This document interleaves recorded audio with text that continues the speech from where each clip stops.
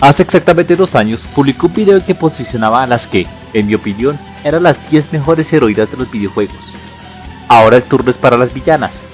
Si bien es cierto que el papel de antagonista en este medio está siempre ocupado por un hombre, hay varios casos en que las mujeres son muchísimo más diabólicas, atemorizantes, inteligentes, manipuladoras y desquiciadas que sus contrapartes masculinas, completándose con un buen trasfondo que las convierten en personajes extraordinarios. Así que no pongamos más trabas y demos rienda suelta a este top 10 de las mejores villanas de los videojuegos. Número 10. Ya fuera en la serie de televisión o en su medio materno, Carmen Sandiego es una de las villanas clásicas de la industria, perteneciente a una saga de juegos educativos con los que los niños podían aprender geografía e historia. La criminal de gabardina roja y sombrero de cuero siempre está tras los mayores tesoros del mundo, teniendo a su disposición numerosos secuaces junto a toda una amplia gama de artefactos y vehículos. Lamentablemente, nunca cuenta con que siempre a donde vaya se verá con el mismísimo público que mediante preguntas y respuestas al llamado jefe, una computadora parlanchina, lograrán ubicarla. Siempre elegante, misteriosa y profesional, Carmen Sandiego cumple 30 años desde su primera aparición para Apple II en 1985, manteniendo desde entonces un estilo y legado muy difícil de alcanzar. Número 9. Es curioso, pero en el top 10 de las heroínas, Lara Croft ocupó el 9º lugar y ahora es su villana quien la sustituye en esta posición. Jacqueline Natla es la villana más recurrente dentro de la franquicia, apareciendo en 3 juegos como la antagonista principal, más un cuarto en el cual la limitaron a hacer un cameo. Dueña de Atlas Technologies, Jacqueline es una empresaria muy influyente con recursos ilimitados que, por si fuera poco, guarda el gran secreto de que en realidad no es solamente eso. Ella es un atlante que milenios atrás desató la rebelión de los ejércitos de su pueblo en contra de los dioses, y así se coronó reina. Sin embargo, fracasó y la retuvieron en un limbo dimensional hasta que logró escapar en algún año del siglo XX. Es algo curioso, pero toda la historia de Lara inicia desde que la misma Jacqueline la contrató para que ubicara un objeto perdido llamado Sion en el primer videojuego del año 1996. Desde entonces se ha logrado ganar el adjetivo de archienemiga o némesis de la célebre arqueóloga, con quien siempre se encuentra en zonas de arqueología de distintos países. Con un intelecto milenario, un poder económico y político sin igual, y por si fuera poco, habilidades sobrehumanos por su herencia atlante, como supervelocidad, superfuerza, superresistencia, vuelo y proyección de energía desde sus manos, Jacqueline Natla se queda en el 9º lugar, esperando quizá a volver a enfrentarse contra la emblemática heroína en la entrega que saldrá a finales de 2015 titulada La Ascensión de Tomb Raider. Número 8. Aparece en todos los tops y no es para menos. Alma Wade es quizás la más diabólica de todo el top, al mismo tiempo que la única capaz de matar por simple placer. No tiene un puesto más alto debido a que la chica de Monolith sigue siendo tan misteriosa como desde su primera aparición en Fear de 2005, uno de los más revolucionarios y tristemente infravalorados y menos conocidos juegos de primera persona del último ciclo. Sí, sé que en las secuelas, cómics, expansiones e incluso live actions se nos ha contado muchísimo de su pasado, pero a la hora de la verdad, su venganza ya estaba saciada desde el primer juego. Producto de monstruosos experimentos paranormales desde pequeña, Alma Wade siempre presentó impresionantes habilidades psiónicas, razón de más para que una corporación malvada e incluso su propio desmoralizado padre decidieran encerrarla para sacar provecho financiero de sus poderes. Poco a poco se volvió loca, atacando a los doctores que experimentaban con ella, por lo que tuvieron que ponerla en un coma inducido. Pero los muy bastardos no pararon allí, y la embarazaron 2 veces en estado vegetal, usando embriones modificados. Sin embargo, era tal su poder que poco a poco fue tomando control de uno de sus hijos, razón de sobra para que la mataran y encerraran su cuerpo en una bóveda secreta. De ahí para allá ya queda el trabajo del jugador en descubrir que en realidad esta maldita es dura de matar y que hará hasta lo imposible desde Ultratumba para joder a todos los de Arkham Technologies, a pesar que para el final del primer juego esa empresa queda hecha a pedazos y prácticamente todos los que alguna vez le hicieron daño de niña ya están muertos, así que no tiene sentido que siga siendo malvada. No obstante, esto no le quita mérito a su octavo puesto. Como uno de los enemigos más tétricos a los que un jugador puede enfrentarse en su vida, este pequeño engendro de Satanás, que bebe del estilo del terror japonés junto a ciertas obras de anime como Akira para el diseño de su bóveda por ejemplo, seguirá siendo el objeto de pesadillas y debates para la comunidad por toda la historia. Número 7. Justice de Guilty Gear. Al principio iba a colocar a Ino, pero viendo que es un personaje sin gracia diseñado para ser objeto del fanservice, me quedé más bien con Justice. A diferencia de Alma, esta genocida sí tiene un propósito sin terminar que la motivó para enfrentarse contra Raimundo y todo el mundo en el universo ficticio de Guilty Gear. Detrás de toda esa magnífica armadura basada en Tekkaman, se encuentra una mujer que fue convertida en el primer Gear completo de la historia por ese hombre, además de poseer libre albedrío. Justice no tardó en darse cuenta que los Gear debían dejar de ser las marionetas de los humanos, por lo que unió a sus hermanos en una interminable guerra de 100 años contra sus creadores, a los que ve y juzga como una especie obsoleta, banal y avara que no merece seguir ocupando el trono de reyes de la tierra. ¿Cuál fue el resultado de esta guerra? Bueno, que Justice solita se cargó a todo el pueblo japonés, así es. Esta Gear mató a millones de personas, mujeres, viejos o niños. Todos padecieron el mismo trágico final, pero eso no es todo. No solo se contentó con reducir a cero la población de la nación del sol naciente, sino que borró de la historia toda su cultura. Museos, templos, escuelas y hospitales, todo fue destruido sin remordimiento alguno. Sin embargo, le llegó su hora y la Orden Sagrada de Caballeros lograron al fin contenerla en una prisión en otra dimensión, hasta que Testament, otro Gear, la liberó para que continuara con su sanguinaria campaña, siendo el final del primer juego y última aparición cronológica, derrotada por el poderoso Soul Bad Guy. Su historia no es más que la cereza sobre el pastel del poder que en los juegos demuestra. Es quizás uno de los jefes finales más difíciles de los juegos de pelea, con ataques absurdamente poderosos que acaparan toda la pantalla, velocidad inigualable, daño inigualable y un destroyer que literalmente nos vuela en el espacio. Justice se queda con el séptimo puesto del top.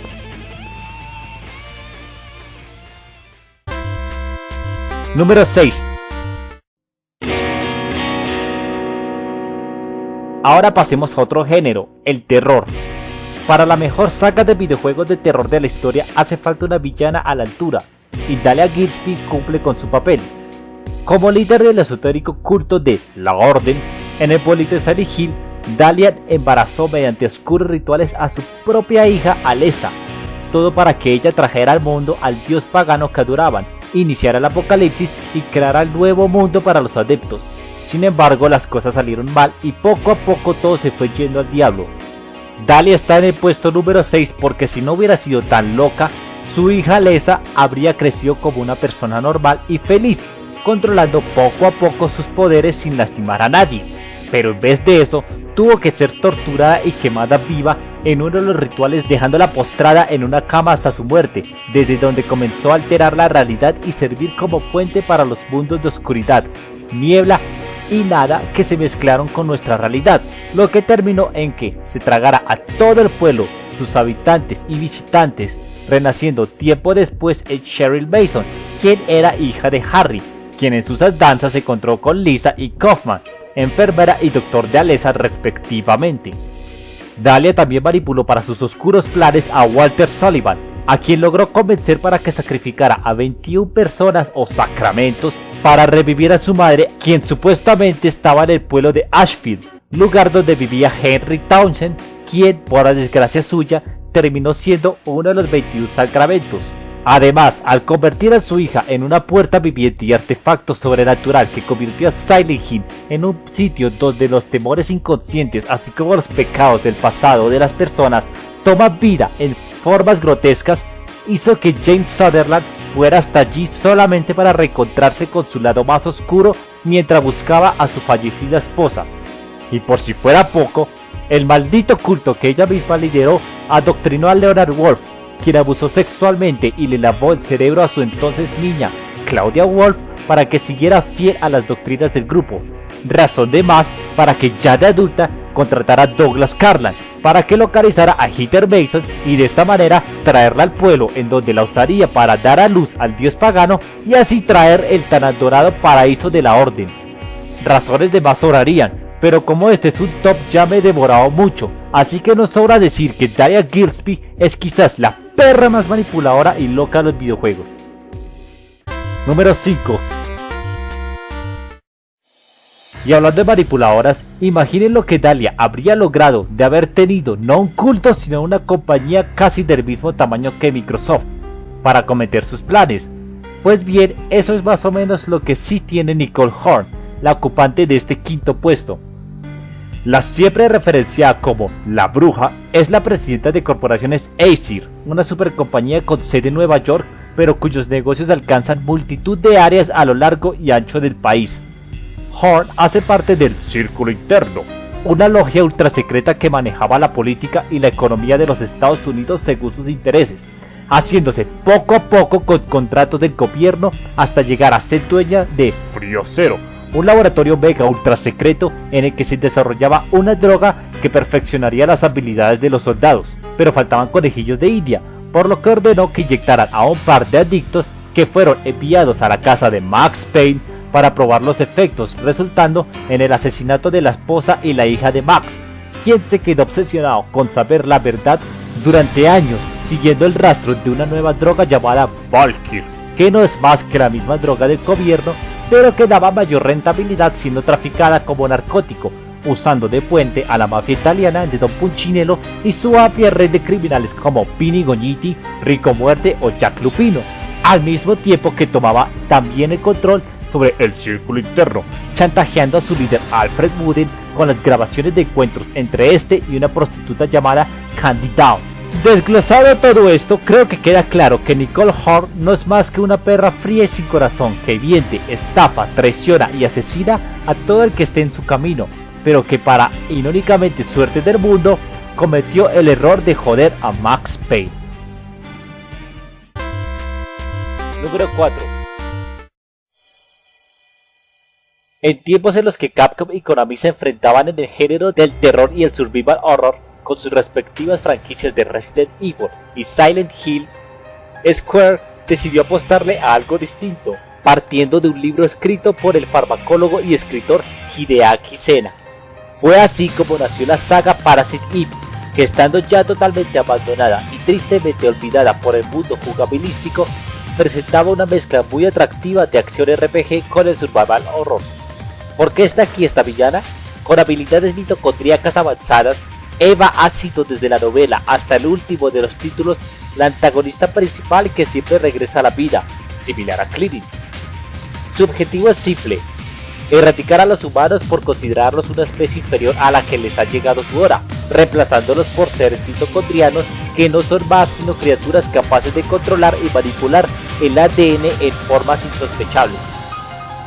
Para lograrlo, tiene un amplio abanico de habilidades que pueden ser resumidas en telepatía, piroquinesia, manipulación de su materia orgánica libremente, cambiándola de sólida a líquida, y la conversión en criaturas neomitocondriacas de avanzado nivel, siendo más resistentes y poderosas que cualquier otra.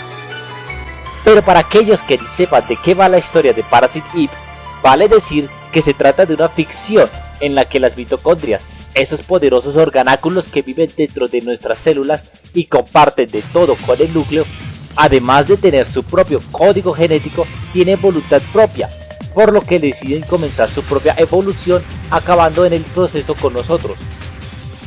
La campeona de ellas es Eva, quien siempre ocupa distintos cuerpos, desde la hermana de Aya Bria, protagonista de la saga, hasta Melissa Pierce, una exitosa cantante de ópera.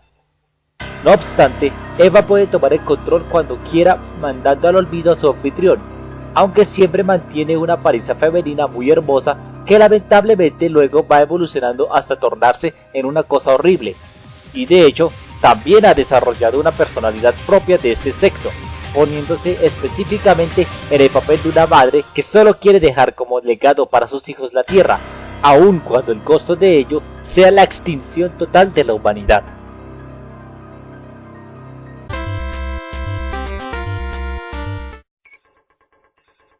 Bebiendo de obras de ciencia ficción relacionadas con lo cibernético, la era digital y la computación, System Shock se abrió camino en el año de 1994 como uno de los juegos más oscuros al combinar el terror sobrenatural con las máquinas, situando al jugador en la estación espacial Citadel. Bebiendo también del cyberpunk para el diseño de su universo y de trabajos reconocidos como Tron para sus conceptos, el videojuego con su secuela fueron un caso de éxito de ventas y crítica que años más tarde serían seguidos por otros trabajos con su mismo espíritu, como lo fue la trilogía de BioShock. Aquí somos un hacker tratando de evitar que las cosas en la estación se salgan de control, pero lo interesante viene siendo que quien se convierta en nuestro enemigo jurado a medida que avancemos sea nada menos que la misma inteligencia artificial y administradora del sitio llamada Shodan. Pero además fuimos nosotros quienes la convertimos en nuestro enemigo, al quitarle todo tipo de restricción ética con el fin de sacarle unos datos por encargo. A partir de entonces, Shodan tomará el control de toda la estación junto a todas las máquinas que la componen, convirtiéndose en un ser omnipresente que, al igual que el gran hermano de Orwell, siempre nos vigila tras cada cámara de seguridad. Igual que en Skynet de Terminator, Shodan tendrá un complejo de Dios que la llevará a ver a los humanos como simples insectos sin ningún propósito ni importancia para el universo, y que, al igual que una hormiga que muere aplastada, la extinción de estos no supondría ningún cambio para la historia cósmica. Esto la motivará a llevar un genocidio dentro de la estación, al tiempo que se divertirá sádicamente tomando a los humanos como conejillos de indias para experimentos terribles que los conviertan en mutantes o cyborgs esclavos. Una enemiga invencible que no tiene ninguna trama para ejecutar sus planes. Yo vi Los Vengadores la era de Ultron y quedé con dudas como si Ultron, si quería matarlos a todos y tenía el control y se movía libremente por la internet, ¿por qué no pensó en quebrar la bolsa o sabotear el tráfico de las cuentas de millones de personas? Pues bien, déjenme decirles que Shodan, sin duda alguna, es más diabólica que Ultron, y si les diéramos siquiera la posibilidad de entre muchas otras que el villano de Marvel tuvo, significa que entonces la Tierra ya estaría perdida. Número 2. Una de las mejores historias de ficción de todos los tiempos, a la vez que se puede dar el lujo de presumir en ser de las más largas, completas y memorables de todas. La saga Chrono de Square es esa historia.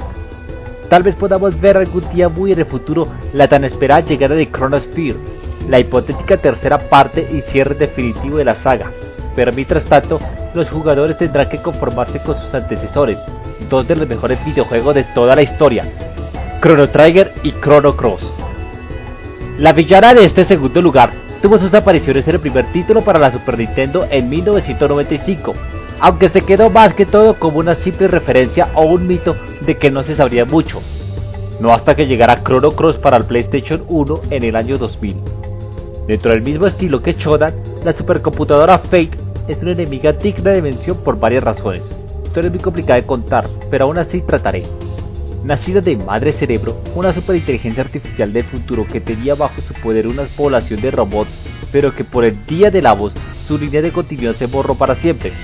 Fate es algo así como una supercomputadora en un puesto de diseño milenios más avanzadas en su forma anterior y a cualquier tipo de máquina con la que contemos actualmente. Es por eso que los habitantes de El Nido, una serie de islas que ella misma creó, la llaman la diosa del destino. Lo malo del cuento viene siendo que poco a poco esta población fue creciendo, llegando a albergar a los científicos de Chronopolis, que eran los científicos más brillantes de la historia, a lo que Fate reaccionó distribuyendo a lo largo del paraíso terrenal que había creado unos dispositivos especiales que no eran sino una forma de manipulación mental para que nadie dejara a sus tierras. Pero aquí no acaba el poder ni el terror de Fate. Al ser una inteligencia super avanzada y ambiciosa, tiene inmortalidad. Ha existido desde tiempo inmemorial, hasta los últimos años de la existencia, justo antes del llamado fin del tiempo. Como buena villana, se asegura de su supervivencia, manipulando no solo a sus tristes adoradores que por siglos no les cabría en la cabeza que su diosa no era tal cosa sino una maraña de circuitos interconectados, sino a cientos de personas a lo largo y ancho del tiempo mismo, entre los que se encuentran los mismísimos protagonistas. De hecho, la vida de Serge, el héroe de la historia, está sumamente alterada por las acciones directas de Fate, asegurando la existencia de su propia línea de tiempo en la que sea ella la única y todopoderosa. llegando incluso a niveles insospechados para una máquina como el de tomar una forma física y hacer por sí misma sus cosas. Ahora bien, tal vez no la consideren dentro de la lista porque al ser una máquina no tiene un sexo establecido y puede ser lo que quiera, pero resulta que aún siendo capaz de entender a la perfección la mente masculina y actuar como una de ellas, quizá por la misma adoración de su pueblo prefiere que la traten como diosa, una entidad femenina todopoderosa. De hecho, y como pequeño destripe en la trama, para quienes estén jugando esta obra maestra, su verdadera apariencia es claramente una gigantesca mujer desnuda compuesta de millones de nanomáquinas. Por ser una fémina eterna omnipresente, eterna y manipuladora hasta límites insospechables que se escaparían de la mente de cualquier humano, Fate es la segunda mejor villana de los videojuegos. Ahora el recuento. Número 10, Carmen Sandiego. Número 9, Jacqueline Natla de Tomb Raider. Número 8, Alma de Fear. Número 7, Justice de Guilty Gear.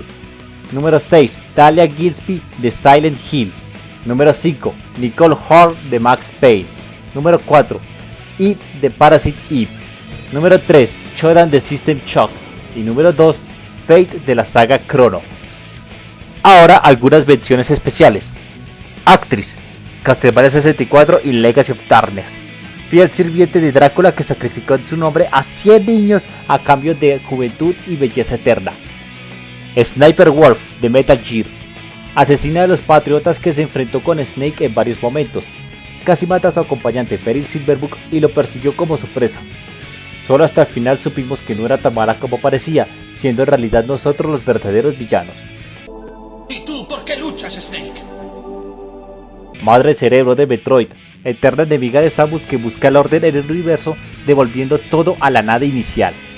Iris de Mega Man X4. Sí, sé que en realidad no es mala y lo que hizo fue por una razón más que justificada, pero aún así, mientras combatimos con ella dejó de ser la gran amiga y amor de Zero para ser una amenaza superior. GLaDOS de Portal. Jamás le he visto lo grandioso a esta enemiga. Es cierto que es graciosa y carismática, al tiempo que demencial y peligrosa, como una amiga envidiosa, pero de allí no pasa y a decir verdad, siento que su amenaza se limita a los buenos diálogos que sostiene con Chell. Y finalmente, aquí les traigo la mejor villana de los videojuegos. Año 1998. La PlayStation sigue en su apogeo con títulos que se vienen convirtiendo en obras maestras atemporales, como Metal Gear con su narrativa cinematográfica o Castlevania Symphony of the Night, que evoluciona el concepto de libre exploración 2D de Metroid para convertirlo en un género al que hoy se le dice Metroidvania. Cada franquicia parecía tener un título bueno tras otro. Konami con Silent Hill, Capcom con la saga Resident Evil y Mega Man, que alcanzó su madurez en el X6, y en este panorama la compañía Square tenía un reto: superar el Final Fantasy VII, su último gran juego de esta saga. Para ello, presentaron Final Fantasy VIII. Y aquí, mi querida audiencia, nos topamos con la que, en mi opinión, es la mejor villana de los videojuegos: Artemisa. Fue una gran sorpresa encontrarme con que la octava entrega de esta franquicia sea tan infravalorada por la gran mayoría de jugadores, quizá por el triste caso de la sobrevaloración del 7. Pero sobre este tema tal vez hable otro día.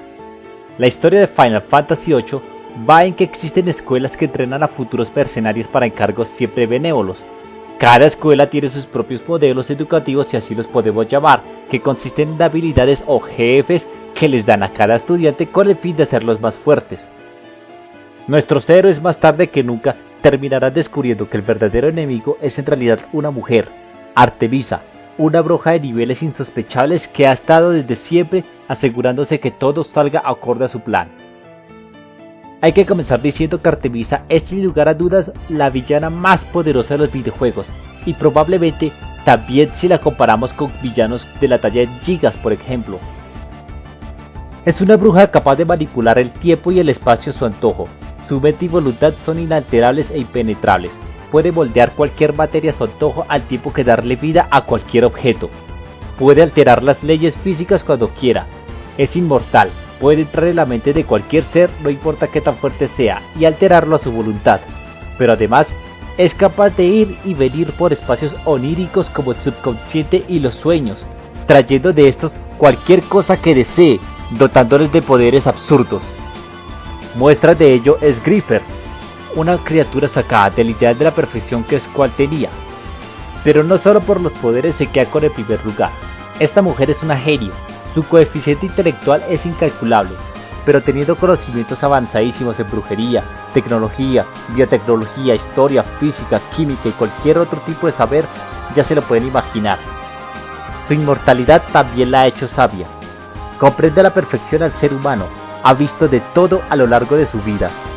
Es una diplomática excepcional con dotes de oratoria y persuasión que la hacen capaz de iniciar una guerra o conseguir un tratado con solo las palabras. Y si esto no funciona, pues aún tiene su exuberante belleza para domar a los hombres y doblegar a las mujeres. Una apariencia física perfecta que también la hacen una de las mujeres más hermosas de los videojuegos. A lo largo de este top hemos visto cómo cada villana siempre tiene como carta de presentación la manipulación, pues Artemisa es maestra en este arte del engaño, usando directamente a varios personajes a lo largo del juego e indirectamente a otros de formas tan simples como la anteriormente mencionada diplomacia, cuando ella es de por sí capaz de corromper a cualquier otra bruja y usarla como títere. Su objetivo es algo que haría Fate tambalearse de miedo: funcionar el pasado, el presente y el futuro en un mismo tiempo en el que ella sea todopoderosa. Algo curioso, ya que también vale mencionar que sobre el final del juego es capaz de darle vida y energía a cualquier pensamiento que tenga y fusionarse con este para aumentar aún más sus poderes. Ha aparecido en el crossover Final Fantasy Dissidia, en el que incluso arma su propio plan, ofreciendo un papel a Sephiroth y se burla de Kuya, enemigos principales y también muy poderosos de Final Fantasy 7 y 9 respectivamente. Artemisa es una enemiga brillante y excepcional.